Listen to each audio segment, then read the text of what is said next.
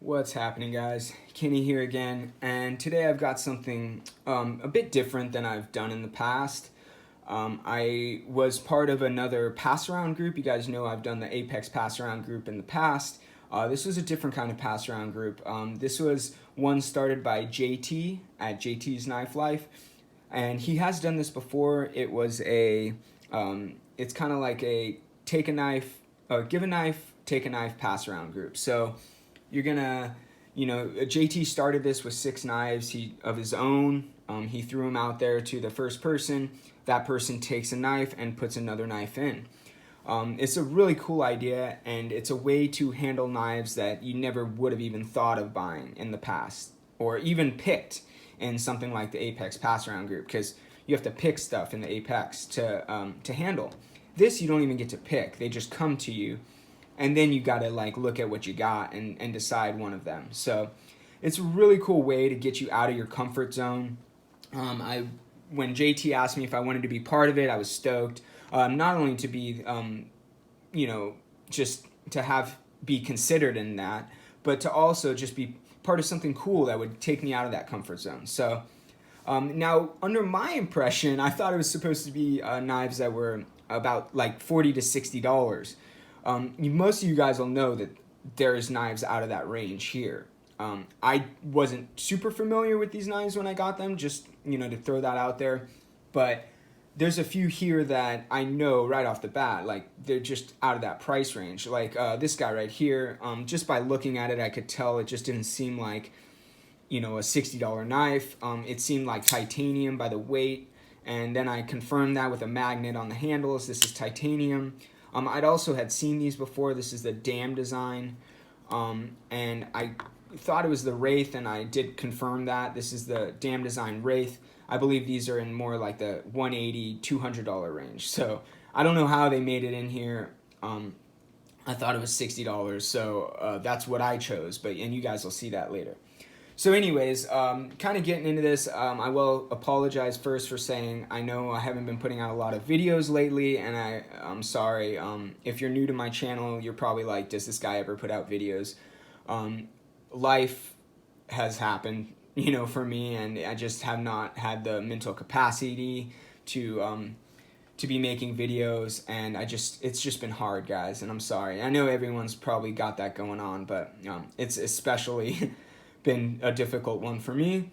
I'm gonna do a channel update soon and kind of tell you guys what's going on and what I plan on doing in the future. So I'll get to that at some point. But I'm gonna get into this and say that first things first. When I got the box, I had no idea what I was getting. I was not paying attention to the other channels that are involved. There's a group chat I'm part of, and I haven't been watching exactly what's going on. So I had no idea what I was getting. No idea whose knives these are. I opened a box and looked through it, and I found out what I got. So it was really cool, kind of surprising and enlightening in a sense. So first things first, there was one thing that stood out to me right off the bat, and that was the case for that. Oops, sorry guys, for that Dam design. This is what the Dam design came in, and this is really nice, guys. I felt like this is just above and beyond, and I wish more companies did this. I guess that's the model. I thought it was a Wraith, but yeah, shows how much I knew about these knives when they landed. So just a really nice case, and I wish more companies did this. Just put a sleeve over it so you know what it is with a price tag on it, and just use a case that's reusable, something that lives with the knife. Although I know a lot of people just put it into a regular, a big case. So I think this is brings a lot more value. You could put your wallet in here, you could do whatever with it after. So I think this brings more value. I really appreciate that. Although, again, I think this is in another price range. But I wish more companies did this. So, moving on. I knew that this seemed like it had a little bit more, value to it. When I pulled it out, really, really well made. Everything's well done. Nice milled titanium pocket clip. Goes in and out really well. Nice clearance. Beautiful backspacer and anodizing job done on this guy with the cool pivot. This thing has kind of a futuristic look to it as well. So it drew me in a little bit, you know, and I didn't love the aesthetics at first, but they kind of grew on me. Really good action, snappy detent, very smooth, although a little bit of that bearing roll with this guy. Why I don't love bearings, but okay, so it was a really cool knife, and honestly, one of the standouts to me. Another standout right off the bat was the steel will. This is the steel will piercer. I've been wanting to handle one of these for a while now. They were pretty hot about a year ago, and everybody was, you know, on the hype train on these guys, and I wanted to finally handle one and see how it was. It is a very nice knife, guys. I like the ergonomics. The piercer is a piercer. It has a nice thin geometry, a nice thin acute tip, and it's well made. So I definitely like this knife. Very smooth phosphor bronze washer action, so I was drawn to this guy. One thing that kind of deterred me was that D2.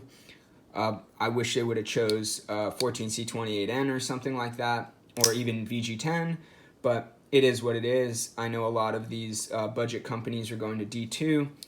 My personal opinion, I would have chose something else. Still one of the standouts, guys, the steel will.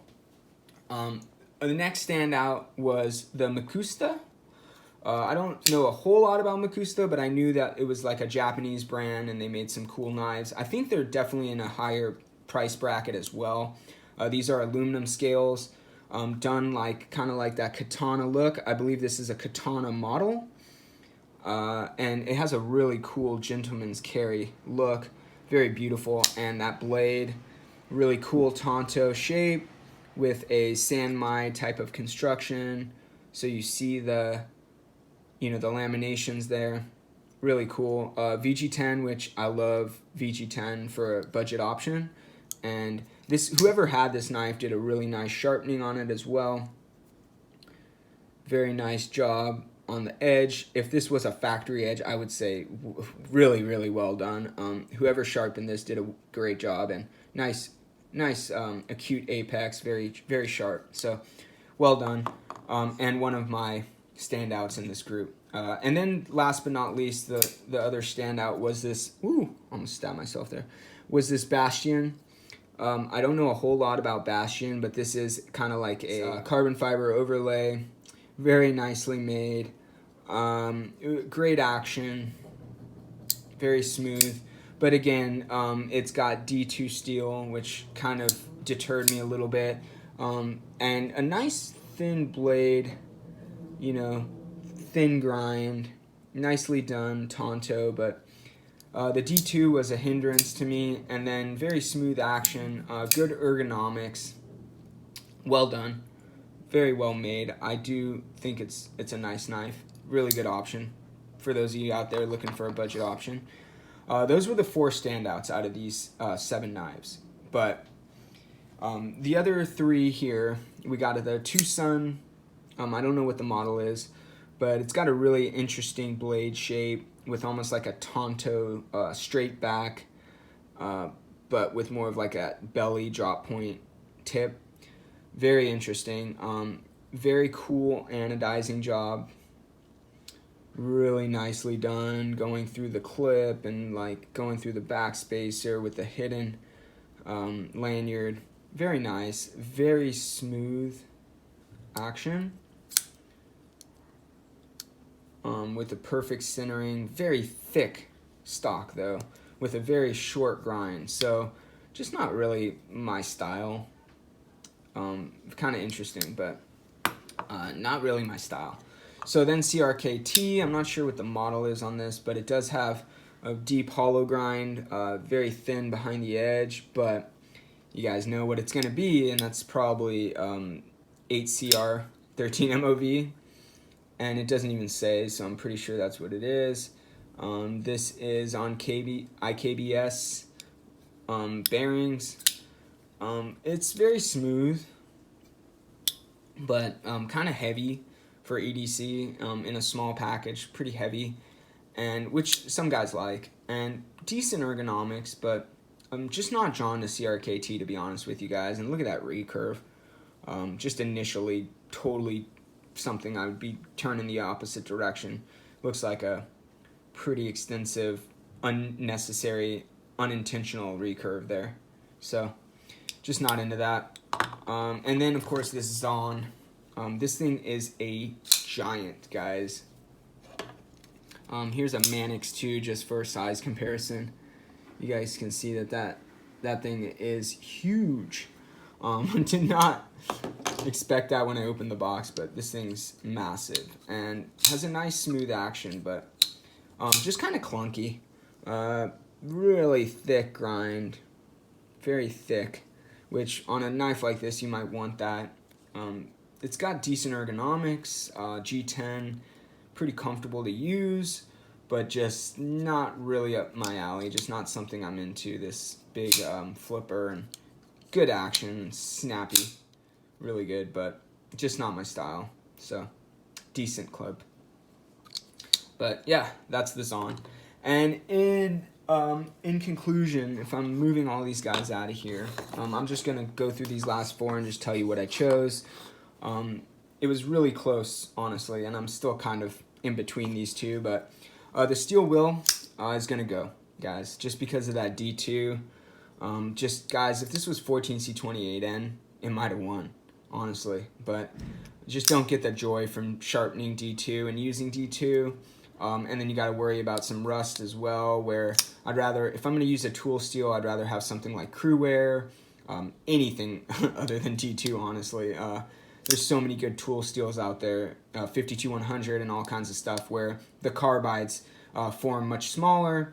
D2 is a clunky, thick, nasty steel when it comes to, especially when it comes to like a production level heat treat. So not into the D2 at budget level, but I know that's a whole nother battle we don't need to get into. So I'm gonna move on and say the next one to go, as you guys probably know, the other D2 knife. Really well done, but just again deterred by D2 and this unnecessary jimping and a few other things that just didn't click for me. It's also kind of light, almost in a sense of like feeling kind of toyish, but that's just my personal opinion, you know. So that's where sometimes lightness can feel kind of just unreliable, but I don't know, maybe just me.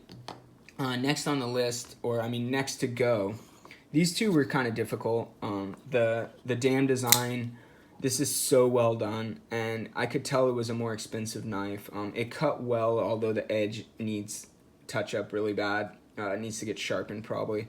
I don't know if this is the factory edge, but might give it a quick strop before I send it on. I didn't cut much, but it just didn't have a very sharp edge right off the bat. So this is extremely comfortable to use.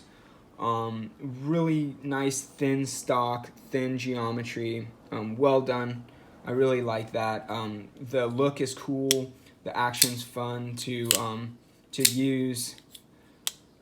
And yeah, now the Macusto. I really enjoyed this. Nice, cool Tonto, cool VG10, laminated blade, aluminum scale, so it's nice and light for what it is.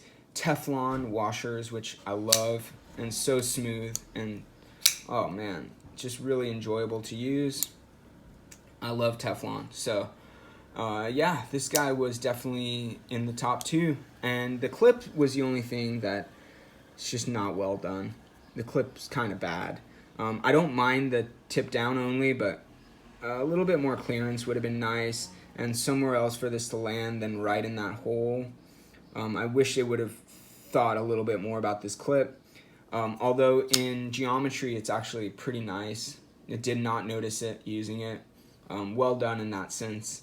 But just, yeah, as far as carry goes, I mean, unless you're wearing slacks, which this is a great gentleman's knife, that's a little thin for jeans, and even the slacks I'm wearing right now are thicker seams. So yeah, just not amazing on the clip, but it was still the winner, guys. I had to let this damn design go, which I'm still kind of contemplating, but That clip's really nice.